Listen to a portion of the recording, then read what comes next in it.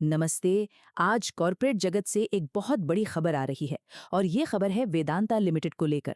Company कह सकते हैं पूरी तरह से बदलने वाली है। तो आज हम यही समझेंगे कि इस बड़े बंटवारे का, इस डीमर्जर का मतलब क्या है और ये आखिर हो क्यों रहा है। देखिए, जब वेदांता जैसी इतनी बड़ी कंपनी डी मर्जर का ऐलान करती है ना, तो इसका मतलब सिर्फ कोई छोटा मोटा कॉर्पोरेट बदलाव नहीं होता। ये एक ऐसा कदम है जो कंपनी की बुनियाद तक को हिला देता है, और इसका असर शेयर होल्डर्स से लेकर पूरे मार्केट तक हर किसी पर पड़ता है। तो चलिए इसको जरा आसान भाषा में समझते हैं। तो हुआ ये है कि इस पूरे प्रोसेस को अब एक बहुत बड़ी मंजूरी मिल गई है। नेशनल कंपनी लॉ ट्रिब्यूनल, जिसे हम एनसीएलटी कहते हैं, उसने 16 दिसंबर 2025 को वेदांता के इस प्लान को हरी झंडी दे दी है। मतलब अब रास्ता बिल्कुल साफ हो गया है कि कंपनी 5 अलग अलग इंडिपेंडेंटली लिस्टेड कंपनियों में बढ़ जाएगी। तो अब सवाल ये है कि इस बड़े बदलाव के बाद वेदांता दिखेगी कैसी। ये पूरा का पूरा ग्रुप अब 5 फोकस्ड कंपनियों में बढ़ जाएगा, और हर कंपनी का एक खास एरिया होगा। तो ये 5 कंपनियां कौन सी हैं? ये है वेदांता एल्यूमिनियम, जो इंडिया के सबसे बड़े प्रोड्यूसर्स में से एक है। फिर है Vedanta oil and gas, energy sector का एक बड़ा प्लेयर। इसके बाद वेदांता आयरन एंड स्टील और वेदांता पावर। और जो ओरिजिनल कंपनी है यानी वेदांता लिमिटेड, वो हिंदुस्तान जिंक में अपनी बड़ी हिस्सेदारी और दूसरे नए बिजनेस अपने पास रखेगी। तो आप समझ रहे हैं, एक बहुत बड़ा ग्रुप अब 5 स्पेशलिस्ट कंपनियों में टूट रहा है। अब देखिए, ये कोई छोटा मोटा कदम तो है नहीं, बहुत बड़ा और कॉम्प्लेक्स मूव है ये। तो सवाल मन में आता है कि भाई वेदांता आखिर ये सब कर ही क्यों रही है? इस बड़े रिस्ट्रक्चरिंग के पीछे असल स्ट्रैटेजी क्या है? इस मूव के पीछे मूलतः 3 बड़ी वजह हैं। पहली है सिंप्लीफिकेशन, मतलब कंपनी का जो स्ट्रक्चर बहुत कॉम्प्लिकेटेड हो गया था, उसे आसान बनाना। दूसरी वजह है फोकस, अब हर बिजनेस अपने अपने सेक्टर पर पूरा ध्यान दे पाएगा। और तीसरी और शायद सबसे जरूरी वजह है वैल्यू अनलॉकिंग। ये क्या चीज है? चलिए इसको थोड़ा और समझते हैं।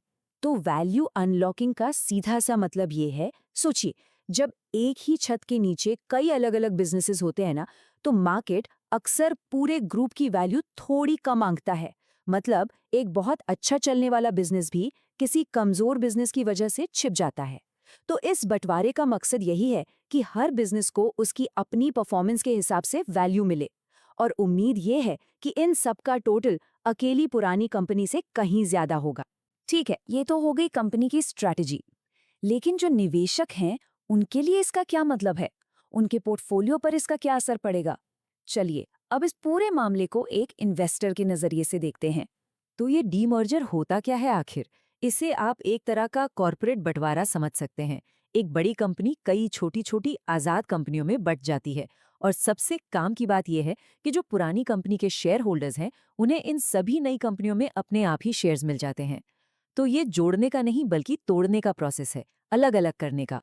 और हाँ, वेदांता की शेयर होल्डर्स के लिए सबसे अच्छी खबर यह है कि ये पूरा प्रोसेस ऑटोमेटिक है। मतलब कुछ भी करने की जरूरत नहीं है। जैसे ही डीमर्जर पूरा होगा, नई कंपनियों के शेयर्स सीधे डीमैट अकाउंट में आ जाएंगे।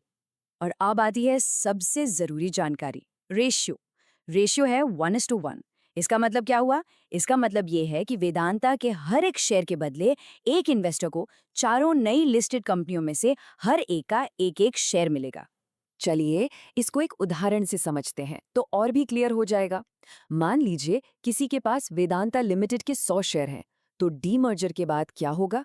उनके पास पुरानी कंपनी के 100 शेयर तो रहेंगे ही, साथ में उन्हें वेदांता एल्यूमिनियम के 100, ऑयल एंड गैस के 100, आयरन एंड स्टील के 100 और पावर के भी 100 शेयर मिल जाएंगे। यानी जो 100 शेयर थे, वो अब 5 अलग अलग कंपनियों के कुल 500 शेयरों में बदल जाएंगे। तो एनसीएलटी से तो मंजूरी मिल गई, अब आगे क्या? इस प्रोसेस में अगले स्टेप्स क्या होने वाले हैं? देखिए, एनसीएलटी की मंजूरी मिलना एक बहुत बड़ा माइलस्टोन था जो अब पार हो चुका है। अब सबकी नजरें हैं इफेक्टिव डेट पर। ये वो तारीख होगी जब ये बंटवारा असल में होगा और नई कंपनियां ट्रेड करना शुरू करेंगी। उस डेट का ऐलान होना अभी बाकी है और इन्वेस्टर्स बेसब्री से उसका इंतजार कर रहे हैं। और यहीं पर आकर हम सबसे बड़े सवाल पर रुकते हैं। मार्केट इन नई कंपनियों को कैसे वैल्यू करेगा? क्या इन्वेस्टर्स एल्यूमिनियम के फ्यूचर पर दाव लगाएंगे, या फिर ऑयल एंड गैस की स्टेबिलिटी पर? क्या पता पावर सेक्टर एक छुपा हुआ हीरो निकल आए। असली टेस्ट तो तब होगा जब ये कंपनियां अलग अलग ट्रेड करना शुरू करेंगी। और सबसे बड़ा सवाल, क्या ये कदम सच में वेदांता के लिए वैल्यू अनलॉक कर पाएगा? इसका जवाब तो अब सिर्फ वक्त ही देगा।